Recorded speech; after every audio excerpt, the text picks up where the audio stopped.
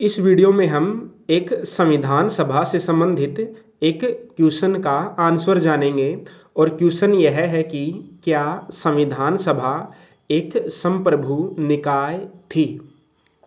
जो हमारी संविधान सभा थी जिसने हमारे देश के लिए संविधान का निर्माण किया था, उसकी एक आलोचना की जाती है कि जो संविधान सभा है वो संप्रभु निकाय नहीं थी। क्या ये आलोचना सही है या नहीं है, हम इसका आंसर जानेंगे। तो चलिए शुरू करते हैं। तो हमारा क्वेश्चन है कि क्या संविधान सभा एक संप्रभु निकाय थी या नहीं थी। तो चलिए शुरू करते हैं। आलोचकों का कहना है कि संविधान सभा एक संप्रभु निकाय नहीं थी।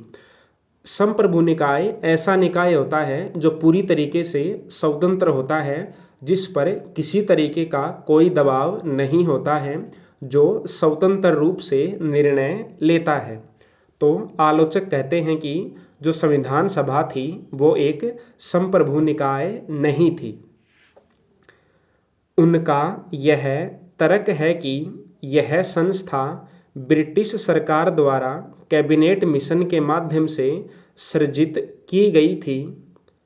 संविधान सभा कैबिनेट मिशन योजना के अनुसार ही कार्य करने के लिए प्रतिबद्ध थी।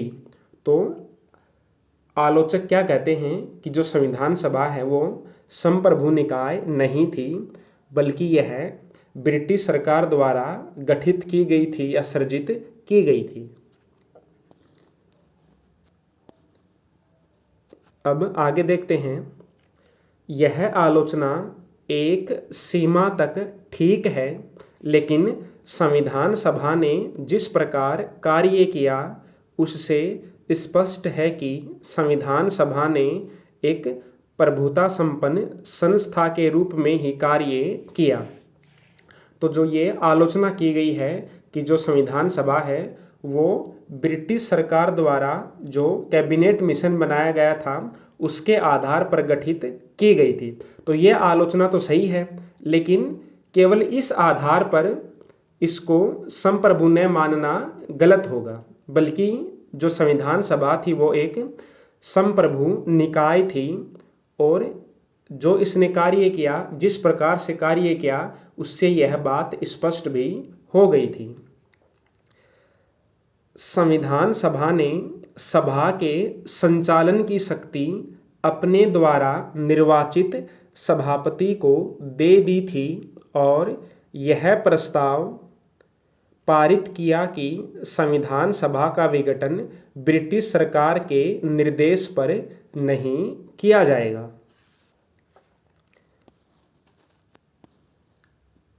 सभा उसी समय भंग की जा सकेगी जब स्वयं संविधान सभा इस आशय का प्रस्ताव अपने 2/3 बहुमत से पारित कर दे। तो जो संविधान सभा है उसने एक प्रस्ताव पारित किया कि कोई भी जो बाहरी शक्ति है या जो ब्रिटिश सरकार है या कोई भी अन्य देश है उसके दबाव में हम संविधान सभा को भंग नहीं करेंगे, बल्कि संविधान सभा तभी भंग हो सकती है जब इसके सदस्य 2/3 बहुमत से प्रस्ताव पारित करें। संविधान सभा के प्रभुत्व संपन्न होने का सबसे बड़ा प्रमाण यह है कि उसने जो संविधान बनाया उसे किसी भी स्तर पर ब्रिटिश सरकार की सहमति के लिए नहीं रखा गया था। तो संविधान सभा के संप्रभु होने का सबसे बड़ा प्रमाण यह है कि संविधान सभा ने अपनी मर्जी से संविधान बनाया और संविधान जो बना दिया उसको ब्रिटिश सरकार की सहमति के लिए या अनुमोदन के लिए नहीं रखा गया। तो इस प्रकार हम कह सकते हैं कि भले ही संविधान सभा का गठन ब्रिटिश सरकार के प्रस्ताव के अनुसार किया गया था, लेकिन संविधान सभा एक संपूर्ण प्रभुत्व संपन्न निकाय थी, एक संप्रभु निकाय थी। वह कोई भी निर्णय करने के लिए संविधान में किसी भी प्रावधान को शामिल करने के लिए पूरी तरीके से स्वतंत्र थी। तो ये हो गया हमारा आज का क्वेश्चन कि क्या संविधान सभा एक संप्रभु निकाय थी या नहीं।